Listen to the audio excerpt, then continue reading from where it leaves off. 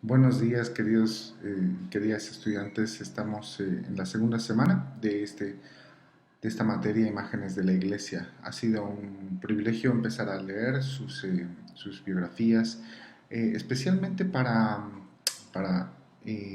tenerlas en cuenta a la luz de la lectura de la carta a los Efesios, que es lo que vamos a leer esta semana. Entonces, antes de todo, quería ofrecer una pequeña introducción a la carta a los Efesios o al contexto de la carta. Ustedes la van a leer y algo de la bibliografía también les va a ayudar bastante para entender la carta a los Efesios. Solamente quiero ofrecer una introducción al contexto y ofrecer unas pistas de lectura para la carta. Eh, Éfeso era un puerto de mucha importancia en el Imperio Romano. Era la capital de la provincia de Asia, era una de las más importantes sedes de los sumos sacerdotes de la religión imperial romana. Entonces era una ciudad con un estatus especial. En esta ciudad estaba el templo a la diosa Diana, como recuerdan en el relato del libro de los Hechos. Esto generaba un importante movimiento económico de estatuillas y otras miniaturas, ¿no?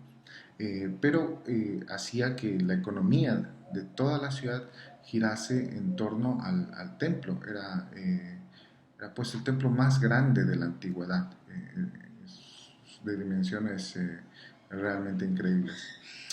Fue el lugar, Éfeso, en donde el apóstol Pablo se quedó más tiempo y además se convirtió en su base de operaciones para evangelizar la provincia de Asia Menor. Entonces Éfeso tiene mucha carga hasta emocional para Pablo porque pasó 3 años ahí como pastor. En la carta, el apóstol Pablo, que estaba prisionero en Roma cuando escribió esta carta, exhorta y anima a los creyentes a vivir y apoderarse de la victoria de Cristo. Esta victoria se vive en la reconciliación dentro del pueblo de Dios y en el enfrentamiento con las potestades. 6 capítulos, 155 versículos, 2500 palabras. 4 páginas más o menos en nuestras Biblias. Por supuesto no fue escrito en versículos o capítulos, pero más o menos les doy la dimensión de este libro. Pero para ser tan pequeño, eh, la carta a los Efesios ha sido considerada como la joya de la teología paulina. Muchos pensarán, tal vez por la influencia de Lutero, que bueno, Romanos es la suma teológica de Pablo, pero en Éfeso encontramos cuestiones teológicas de mucha profundidad que tienen que ver con la doctrina de la salvación y con la doctrina de la iglesia, lo que llamamos eclesiología. En la carta Pablo las desarrolla de manera impresionante. Y Pablo se caracteriza por el uso de los superlativos. Parece una... eh, algunos bromearíamos que, bueno, habla como hablan los argentinos, exagerando, ¿no? Como los percibimos nosotros, pero él no halla otras maneras de comunicar la grandeza de lo que está, de lo que él entiende que es el Evangelio. Entonces, les propongo dos desafíos. Imagínense el contexto de una ciudad diversa, una ciudad en la que la religión imperial, el culto al poder, se manifiesta de manera cotidiana y de manera visible en el templo.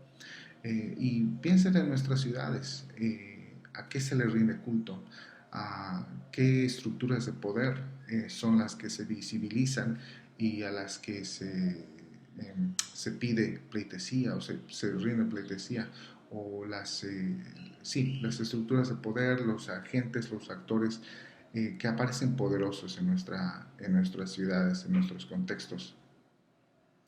Piensen en su autobiografía eclesial, especialmente a la luz de la primera parte del capítulo 1 de Efesios, pero también a la luz del capítulo 4, especialmente hasta el versículo 16. Piensen cómo su relato de biografía eclesial entra dentro de esta descripción de lo que es la iglesia y de lo que es el plan de Dios. Eh, en la carta a los Efesios. Les animo a hacer algo.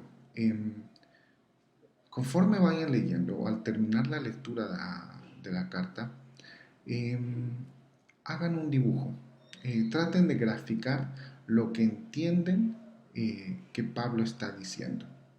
Eh, Pueden poner palabras que apoyen o que aporten, pero traten de dibujarlo, traten de representarlo de alguna manera.